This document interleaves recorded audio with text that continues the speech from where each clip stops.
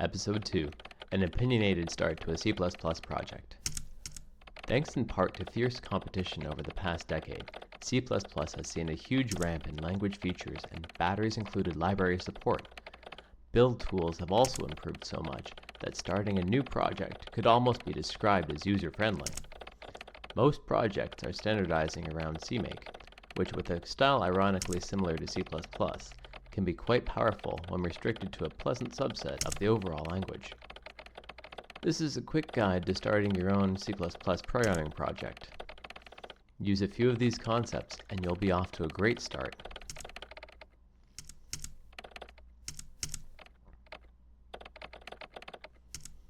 A quick hello world in C++ will give us something to compile.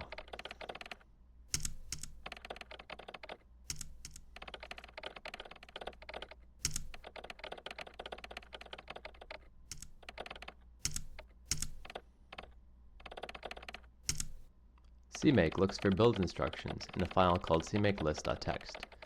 Always start the top-level cmakelist.txt with the minimum required CMake version. This hints to the build system and future developers which features are currently in use. CMake version 3.0 or higher is required for a feature we'll soon introduce. Pick a good name for the project, but you can always change it later. An executable target will create a binary for a new app.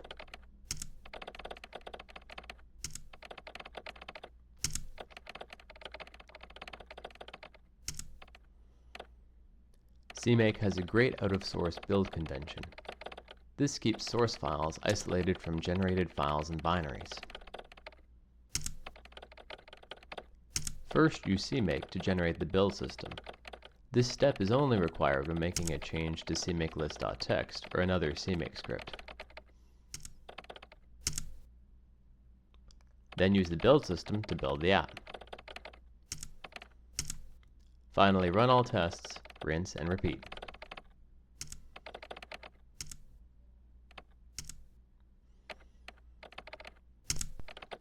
My C++ projects always start with two extremely useful libraries, Gflags and Glog.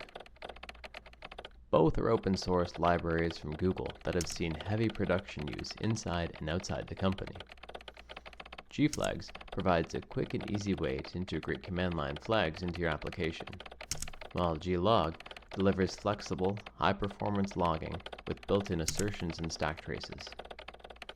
These libraries are under active development on GitHub and very responsive to issues and pull requests.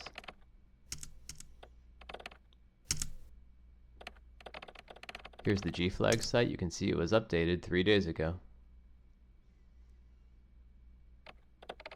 And Glog, last commit was 5 days ago.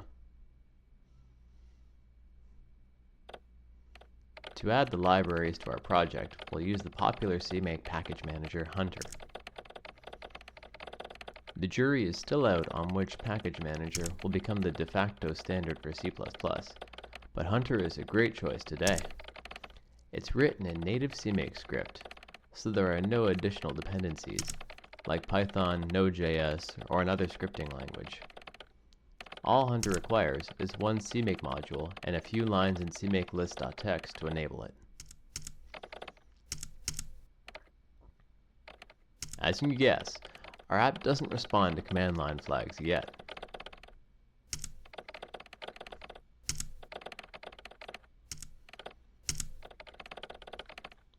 Fetch the latest Hunter CMake module from GitHub. You can check this in with the rest of your source files.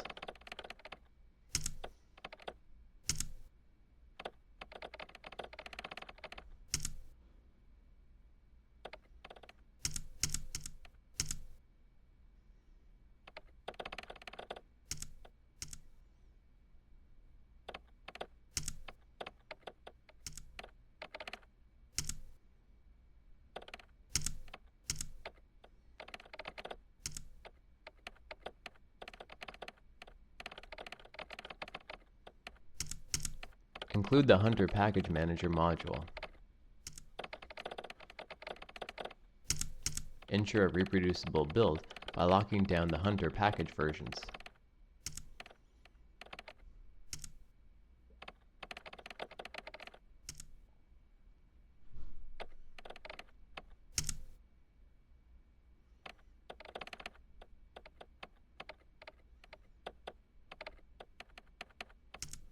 Tell Hunter which packages to pull in for our app. Each one has a helpful entry on Hunter's wiki that indicates how to include it.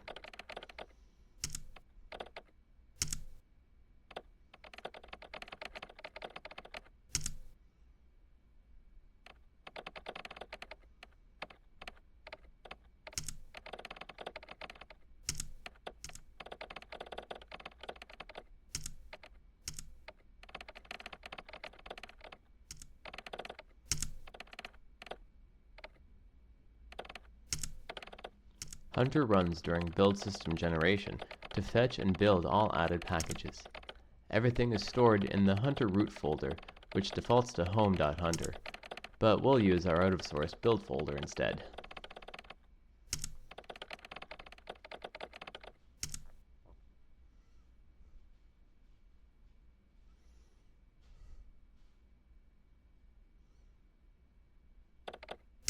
Notice during the link stage that our app is now being linked against the Gflags and Glog libraries from Hunter.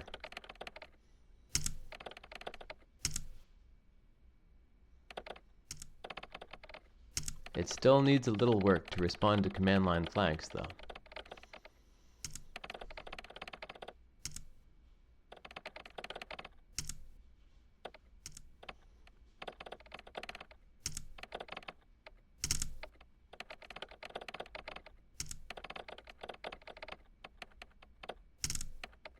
Initialize Gflags with the command line arguments.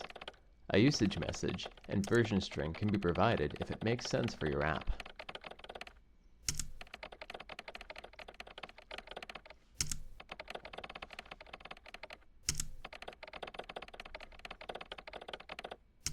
Initialize glog with the name of the app from the command line. This will do the right things when the app is called from a symbolic link. The failure signal handler will provide a helpful stack trace when our app crashes.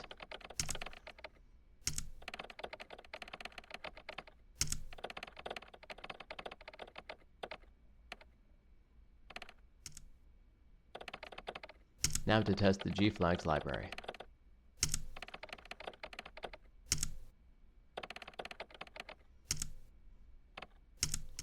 Glog uses C++ stream operations to express logging statements. There are many levels of log severity, from info all the way to fatal, which will automatically crash your app when executed.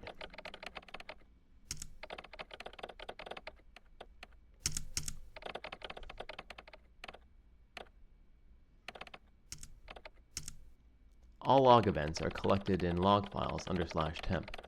High severity events are also sent to std_error.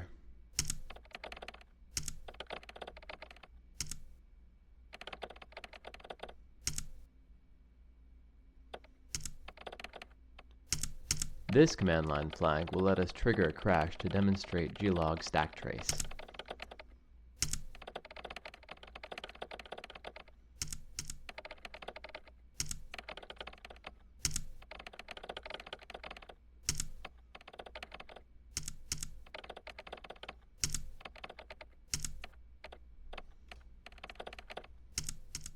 CMake provides native support for C++ 11 or greater language features.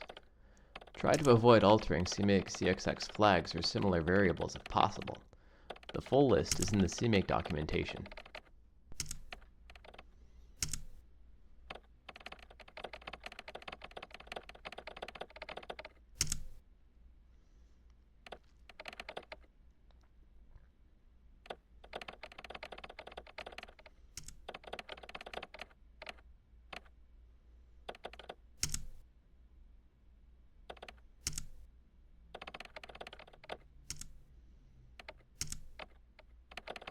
So that's it for now.